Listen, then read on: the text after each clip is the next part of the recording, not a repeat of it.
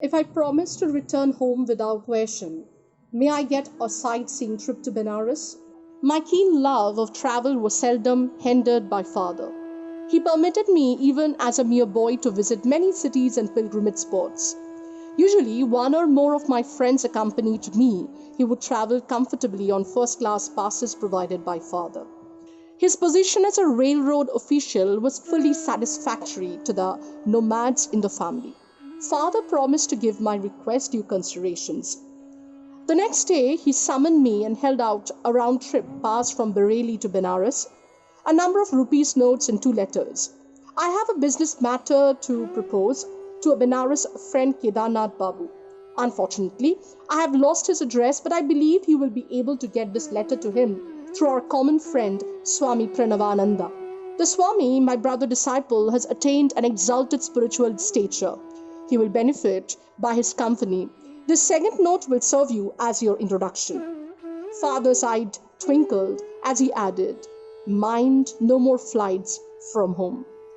I set forth with the jest of my 12 years, though time has never dimmed my delight in new scenes and strange faces.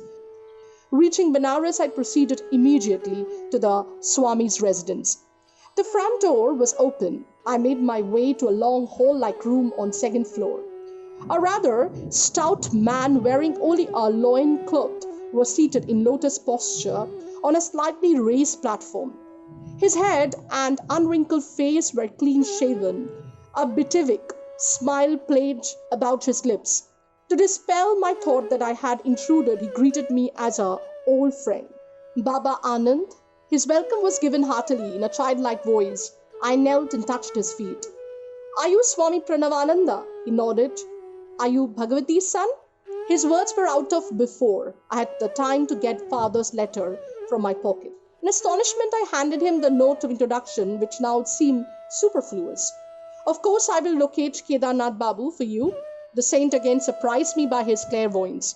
He glanced at his letter and made a few passionate references to my parents. "You know, I enjoy two pensions. One is by recommendation of your father, for whom I once worked in the railroad office. The other is by the recommendation of my heavenly Father, for whom I have consciously finished my earthly duties in life." I found this remark very obscure. "What kind of pension, sir, do you receive from the heavenly Father? Does he drop money in your lap?" He laughed. "I mean a pension of fathomless peace, a reward for many years of deep meditations. I never crave money now. My few material needs are amply provided for. Later you will understand the significance of a second pension." Abruptly terminating our conversation, the saint became gravely motionless. A sphinx-like air enveloped him. At first his eyes sparkled as if observing something of interest, then grew dull. I felt abashed at his posliquy. He had not yet told me how I could meet father's friend. A trifle restlessly, I looked about me in the bare room, empty except for us two. My idle gaze took his wooden sandal lying under the platform seat. "Little sister, the man you wish to see will be with you in half an hour." The yogi was reading my mind, a feat not too difficult at the moment. Again he fell into inscrutable silence. My watch informed me that 30 minutes had elapsed. The Swami arose himself. "I think Kedarnath Babu is nearing the door." I heard somebody coming up the stairs. An amazed incomprehension arose suddenly. My thoughts raced in confusion. How is it possible that father's friend has been summoned to this place without the help of messenger? The Swami has spoken to no one but myself since my arrival. Abruptly, I quitted the room and descended the steps. Halfway down, I met a thin, fair-skinned man of medium height. He appeared to me in a hurry. "Are you Kedarnath Babu?" Excitement colored my voice. "Yes. Are you not Bhagavati's son, who has been waiting here to meet me?" He smiled in a friendly fashion. "Sir, how do you happen to come here?" I felt baffled resentment over his inexplicable presence. Everything is mysterious today. Less than an hour ago, I had just finished my bath in Ganges when Swami Pranavananda approached me. I have no idea how he knew I was there at that time. Bhagavati's son waiting for you in my apartment, he said. Will you come with me? I gladly agreed. As we proceeded hand in hand, the Swami in his wooden sandal was strangely able to outpace me, though I wore the stout walking shoes. How long will it take you to reach my place? Ravanandaji suddenly halted to ask me this question. Half an hour? I have something else to do at present. He gave me an enigmatical glance. I must leave you behind. You can join me in my house where Bhagavati's son and I will be awaiting you. Before I could remonstrate, he dashed swiftly past me and disappeared in the crowd. I walked here as fast as possible. This explanation only increased my bewilderment. I inquired how long he had known the Swami. We met a few times last year, but not recently. I was very glad to see him again today at the bathing ghat. I cannot believe my ears. Am I losing my mind? Did you meet him in a vision? Or did you actually see him touch his hand and hear the sound of his feet? I don't know what you are driving at. He flushed angrily. I'm not lying to you. Can't you understand that only though the Swami could I have known you were waiting at this place for me? Why, that man Swami Pranavananda had not left my sight a moment since I first came about an hour. I blurted out the whole story. His eyes opened widely. Has we living in this material age, or are we dreaming? I never expected to witness such a miracle in my life. I thought the Swami was just an ordinary man, and now I find he can materialize an extra body and work through it. Together, we entered the saint's room. Look, those are the very sandal he was wearing at the ghat, Kedarnath Babu whispered. He was clad only in loincloth, just I see him now. As a visitor bowed before him, the saint turned to me with a quizzical smile. Why are you stupefied at all this? The subtle unity of the phenomenal world is not hidden from the true yogis. I instantly see and converse with my disciple in distant Calcutta. They can similarly transcend at will every obstacle of gross matter.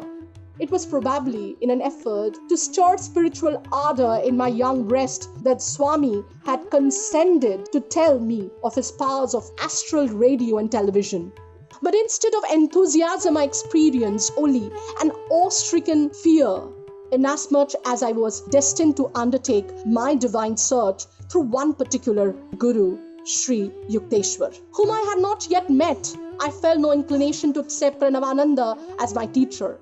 I glanced at him doubtfully, wondering if it were he or his counterpart before me.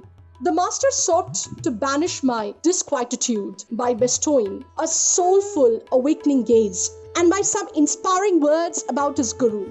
LahiriMahasay was the greatest yogi I ever knew. He was divinity itself in the form of flesh. If a disciple, I reflected, could materialize an extra fleshly form at will, what miracles indeed could be barred to his master?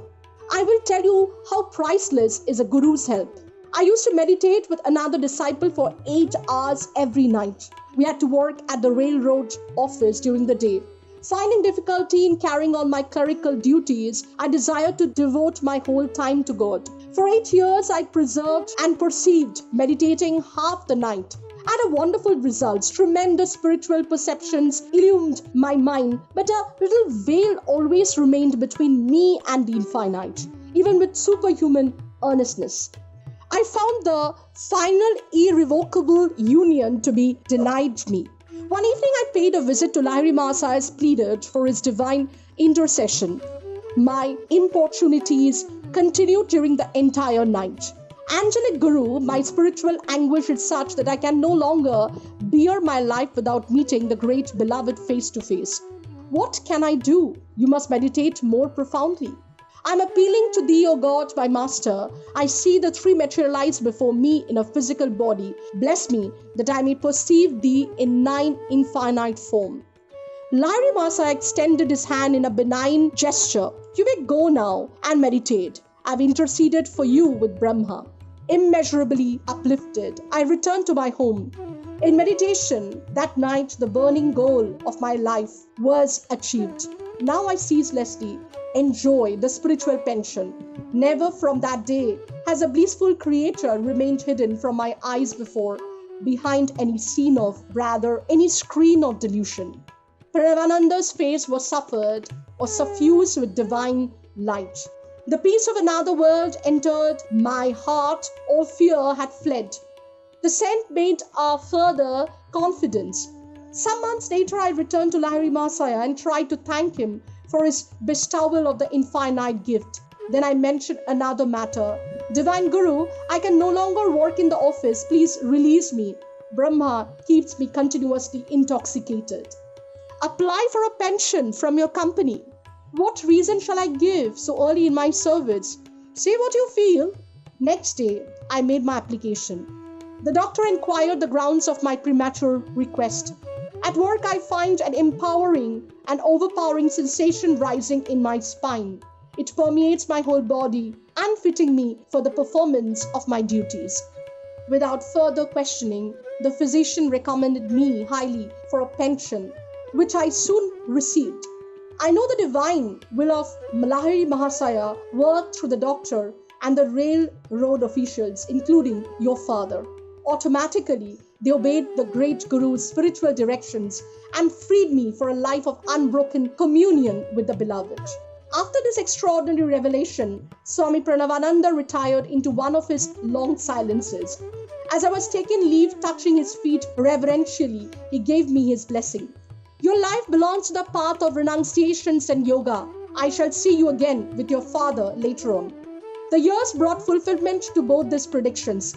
Kedarnath Babu worked by my side in the gathering of darkness. I delivered father's letter, which my companion read under a street lamp. Your father suggested that I take a position in Calcutta's office of his railroad company.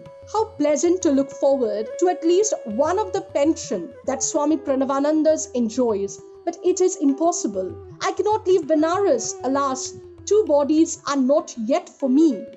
Choto Mahasaya is a term by which the number of Indian saints address me. It translates little sir. In its own way, physical science is affirming the validity of laws discovered by the yogis through the mental science. For example, a demonstration that man has a televisional power was given on November 26, 1934 at the Royal University of Rome. Dr. Giuseppe Aligaris, professor of neuropsychology, pressed certain points of a subject's body and the subject responded with a minute description of other person and object on the opposite side of a wall. Dr. Caligaris told the other professor that if certain areas on the skin are agitated, the subject is given super sensational impression, enabling him to see objects that could not otherwise perceive. To enable his subject to discern things on the other side of the wall, Professor Caligaris pressed on a spot to the right of the thorax for 15 minutes.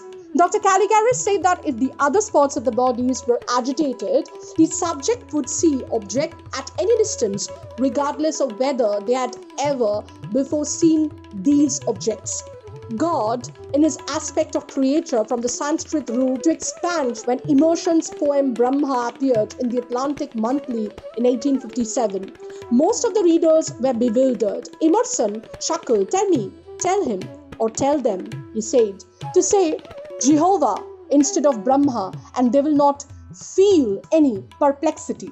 In deep meditation, the first experience of spirit is on altar of the spine, and then in the brain. The torrential bliss is overwhelming, but the yogi learns to control its outward manifestations. After his retirement, Pranavananda wrote one of the most profound contemporaries and commentaries on Bhagavad Gita available in Bengali and Hindi.